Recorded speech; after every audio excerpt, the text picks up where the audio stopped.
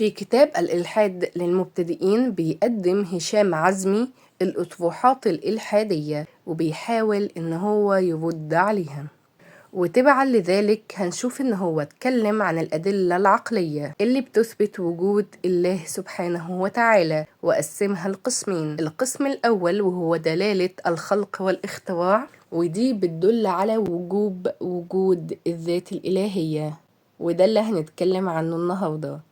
والقسم الثاني هو دلالة العلة الغائية، ودي بتثبت صفات الكمال للذات الإلهية. القسم الأول اللي هو دلالة الخلق والاختراع بيعتمد على وجود الموجودات نفسها، فطالما وجدت هذه الموجودات فلا بد لها من موجد، والموجودات دي اللي هي كل حاجة، العالم اللي احنا عايشين فيه، السماء والأرض، احنا الشجر والحيوانات. ودلالة الخلق والاختراع تحتها أدلة فرعية، منها هو دليل حدوث الذوات، ودليل إمكان الذوات وافتقار الذوات. حدوث الذوات معناها إن الذوات اللي هي أي شيء موجود في الكون هو وجد بعد ما كان معدوم، بعد ما كانش ليه وجود.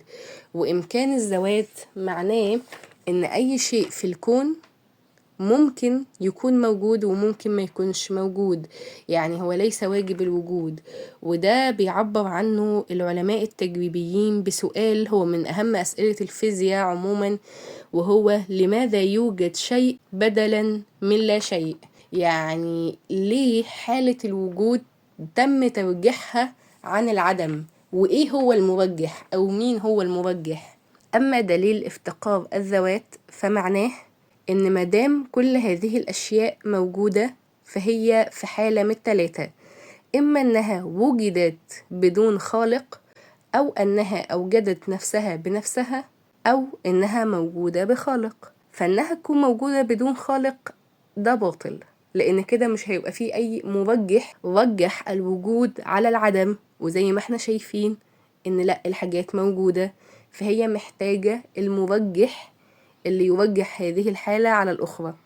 وأما إنها خلقت نفسها بنفسها، أو زي ما يقال أن العالم خلق نفسه بنفسه، فأيضا ده باطل منطقيا، لأن العالم هيكون مستلزم إن هو يكون موجود قبل ما يتوجد علشان يسبب الوجود لنفسه، وده غير مقبول عقليا.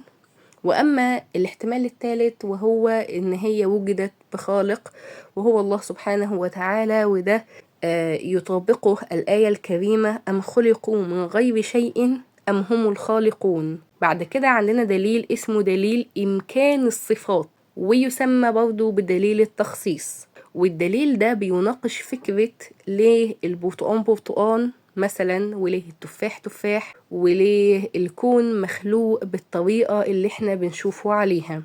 وده بالمناسبة سؤال علمي كبير جدا في الأوساط العلمية التطبيقية زي الفيزياء، والعلماء دايما بيحاولوا يلاقوا حل ليه، اللي هو ليه العالم اتوجد بالطريقة اللي احنا بنشوفه بيها، والحقائق والثوابت الفيزيائية ليه موجودة بالشكل ده.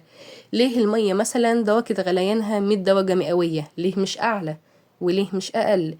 ليه سرعة الضوء هي السرعة اللي متعارف عليها؟ ليه قوة الجاذبية محددة بالشكل ده؟